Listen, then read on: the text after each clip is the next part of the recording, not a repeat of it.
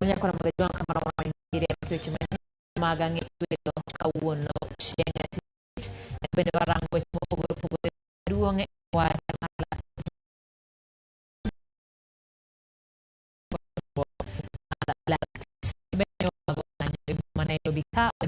manyoro sadiko lakteche olungo ng'anyo maratipo chieng' wuok tich juma manyien ka gikwedo godo sand gi kod obila e kinde mane gibago ng'anyo mamuol e boma Kaeri. Warangane moko kuom weche mabende wamiyo pek e weche manyien mag ang'ich welo.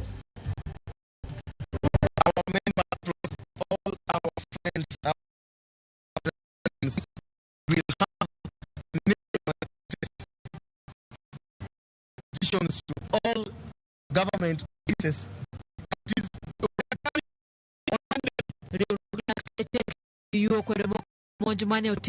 Teche mang'anyo kagiluongo ng'anyo maduong' wuok tich Kenya kod mar chwalo bila kwe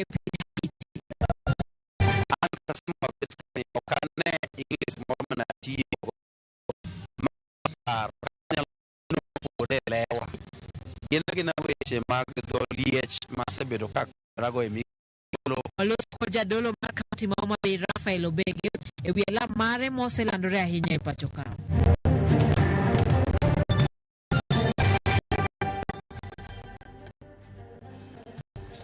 Nyakoromoge deka chiel mororoma sa chiel machiegni weche manyien mag ang'ich welo nyalo orono ote e namba ma en auchiel nono bende yudwa kanyo mbui mag oganda mbui mar Facebook wantie achiel kachiel YouTube bende yudwa e mbui mar Instagram kachiel kod X. Nyinga Simprose Okinda jaloko mar Wilson ka wachako en odiochieng' achiel bang' monj ne jagoro maduong' mar riwruog lakteche KMPDU Davji Atela. Riwruoge mamoko mag jotije wuok oko kawuono mar kwedo monj ma kamano. Kana gitwak kod jofwambo lakteche go koro luongo ng'anyo maduong' ne duto e pacho ka chieng' wuok tich luoch lero no mar Davji Atela e mane lakteche nitiere ng'anyo mamuol mane Nairobi mar apis mar migawo mar thieth. Kaluwore gi mano, riwruoge jotije to ahinya mano mar Ramogi chieng' wuok tich gi ng'anyo e counties duto mae ka gikwedo deko mar ndiko weche mantiere tiegruok kata chans kachiel gi monj mane otimore. We also are promising that come Monday, our plus all our friends, our colleagues and other unions will have a national protest, delivering petitions to all government offices in show our letter to what happened to us. I've been wondering why you are asking for apology. You are apologizing for what? As we are coming on Monday, with or without apology. Whether you apologize, that is your problem. Our members demanded yesterday that we call for a procession. So I cannot tell them that now the government has apologized. We are coming for you on Monday. Jagoro maduong' mar kotu Francis Atwoli bende okwayo ten migawo mar rit mondo tim nonro mapiyo monj makamano. We are equally asking the Minister of Internal Security, Honorable Kindiki, to get involved in this issue, to inquire and tell us what might have happened. Ask the police to investigate. Okil Davji Atela, maen jadbura mar Arieda Otiolo, donjo ne tendo bila mapacho kairo. In the case of Dr. Atela, there's a particular policeman who lobbed a tear canister directly at his head at close range, which hit his head, and thereafter there was pandemonium. So Dr. Atela, there are about 20 or so other doctors who are in. Together, we will be suing the Director General of Police, the particular who lobbed that because he's known by name at a personal level, and will also be suing the entire police force.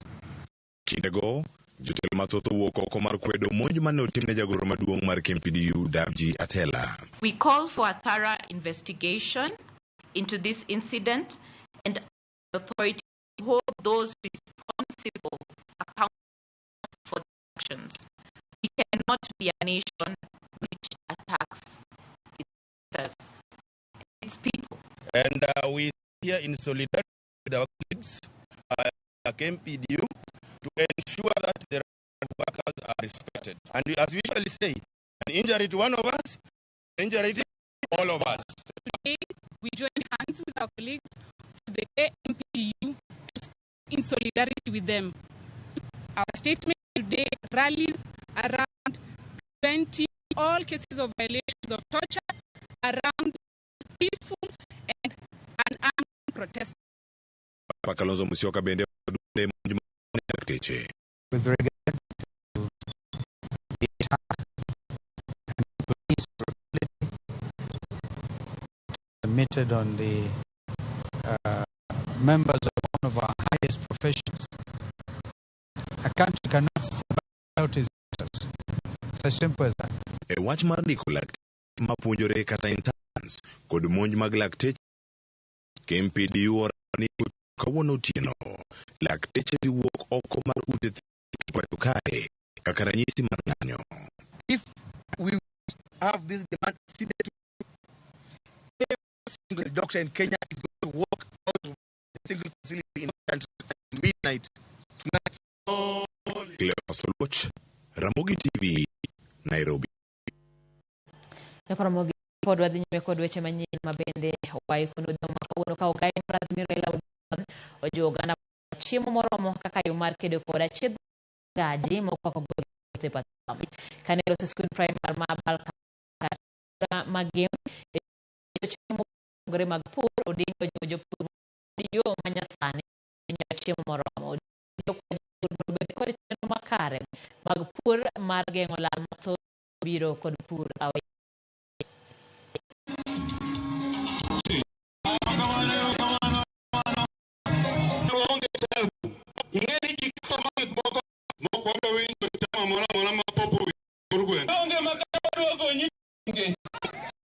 Self-sufficiency in production is primary.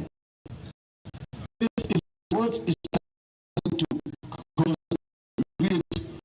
call self-sufficiency. Food is very important population. Have land which is endowed with water. This actually makes it very desirable that our people should not want for food. We have got small-scale agriculture.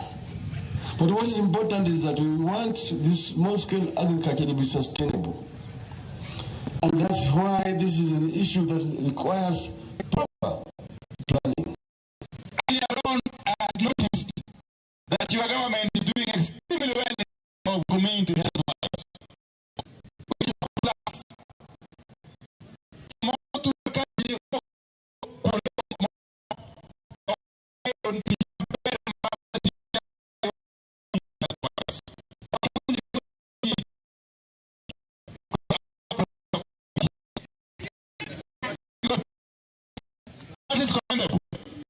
Now, this third issue I have noted. What you Portuguese Park Makenda Asia.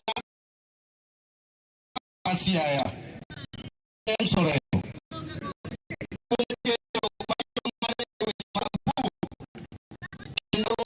You need evolution.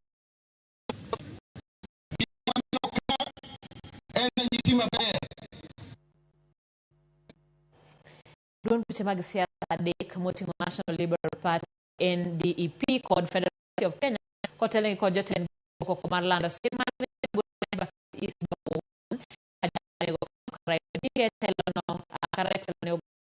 negilose boma kendo jiwo achiel mar oganda luo e kinde go bende gimedo esrolet mar ogai mar ODM Raila Odinga mar African Union Commission. Ogai Raila Odinga nigi net kode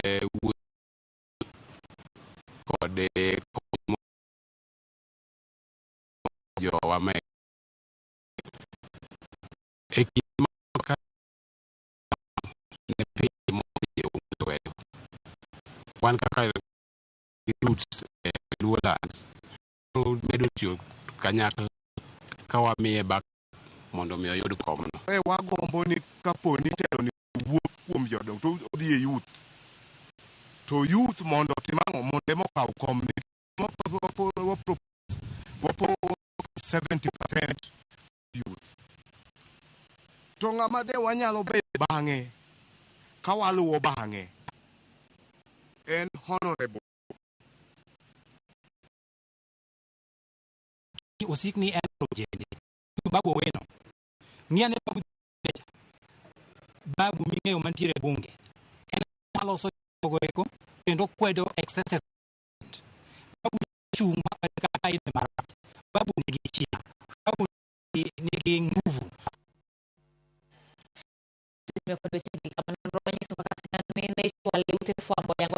Thoro loso e weche siasa ema ideo gi tamo praman gabedo kelo chiegni gi don mine e weche matimo chieng' ka odiochieng' chiel barane magakan bedo ka gitimo e piny Kenya, Uganda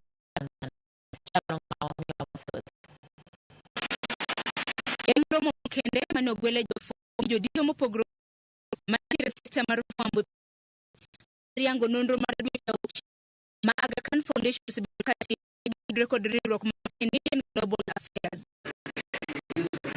Nonro osebedo ka itimo kaka opogore e pinje mag ugwe moro gazet nyaka kache uju osebedo ka manyo siganda mine.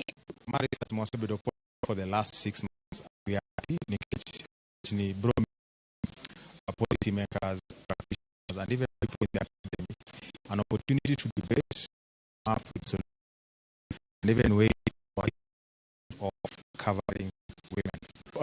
Not even for months. July, August, September, newspapers. Then and November, then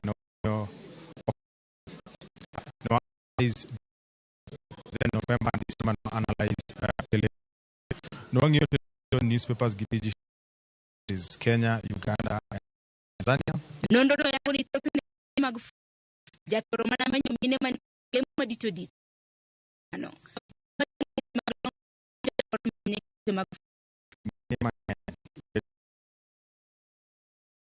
They do or kaginishida. It seems like in media that chindo maruok mochung'ne jochung weche e pacho kae ojojo chung weche mag ute mag mondo kik thor nyisgana maonge duond mine e ute mag mage. Begin by informing our reporters, if that's not happening, that your story will be complete if you do not have an alternative voice in your story, if you do not have women's voices in the story. Dachu paro ne jatend piny kotenre gi weche maluoro ratich kae ane modhial bendo se ute mag fwambo mapatoka ndo gibedo ka gichiwo nonro manongo mag mine e sigana matimo. Journalists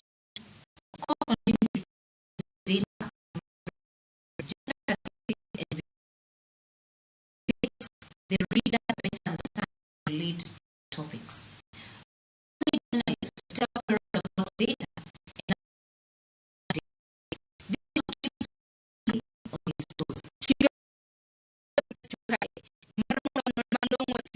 mine mosende kendo gilok mago mandik mokdika. I want to tell us in this room to consider also reviewing the our children.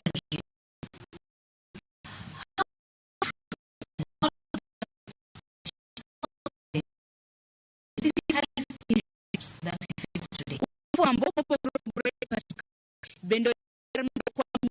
we face today. I see this as such a create change in the media industry. Why will Tanzania have more women in leadership positions than Kenya? They do it differently. Can you provide?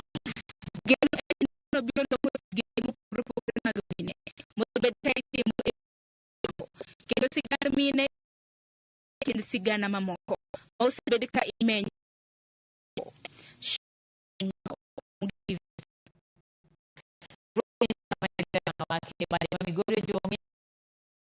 siasa ke no kigedo marito mana joji molo kan mamine kaunti goyo e siasa.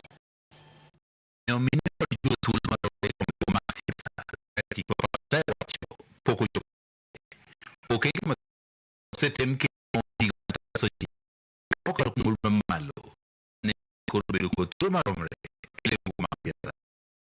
Ang' omake loko chike mar 2011 ok ne onyago oleo moro amora. E higa mar 2018 bende ne okaro mar chike odbura mamalo mondo okony e yudo thuolo maromre kod joma chuo.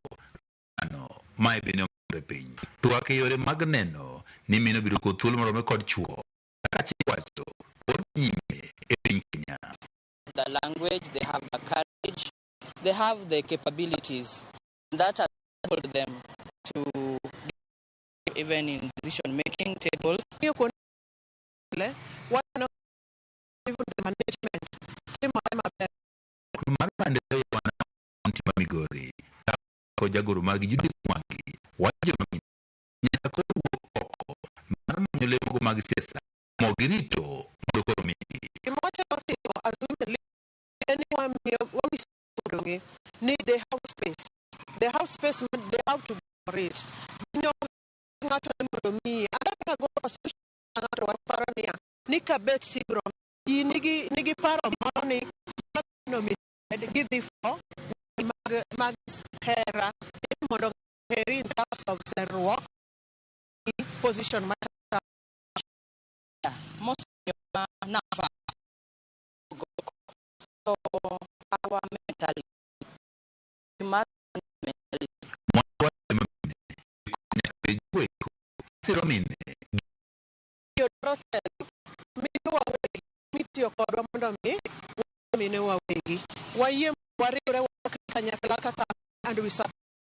Riwruok ni mar maendeleo ya wanawake wacho joma mine kod thuolo mar no thoth gi oseluor wuok oko matimogo kaka joma timo. And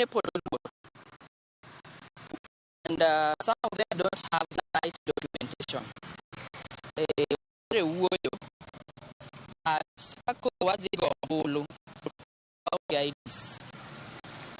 For we are hanging on the courts of our nyaka koro nyisi telo makare. Gikwayo ne mine mabendo sayudo space elective or appointed positions. Ni wan bende mondo wati gi chuny moro ma kwang'iyo komiwa thuolo wakel ng'ai moro ma jokono oko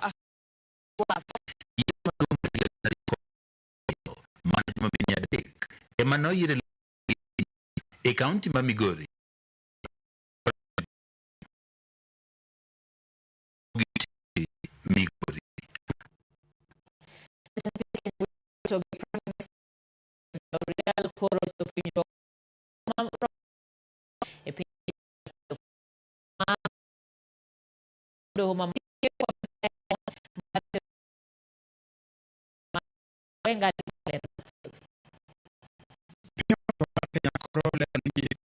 bila e piny Haiti chenro mar kedo kwe e piny manyien osebakal kedhi nade ahundu piny Ruto gi Prime Minister Henry Ogi bende obila. This journey is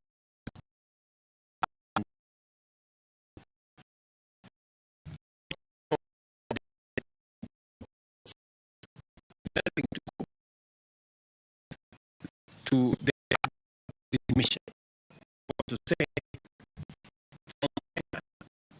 we are ready for this deployment, and I request all others across the globe to step up so we can provide response in good time. Piny Ruto gi Prime Minister Henry nochuoko gi ogirmiti mabende orieyo kaka obilago e pinyno kendo tiyo gi apisa mamoko maok e pinje mamoko. Ruto notuo ni onge kaka piny Kenya nyalo umo wang'i ne timo kamano ahinya to seche ma Haiti dwaro kony margi. We owe it to children in Haiti, to women in Haiti that experience violence, and to fellow mankind that have no security. Minister Haiti oloni no chiwo mara ganda mateke kendo chopo mar obila Kenya biro miyo gi fungruok e kedo kod makoro ogoyo tiap ahinya to boma maduong' ma Port-au-Prince. Facing a situation where people, young kids couldn't go to school.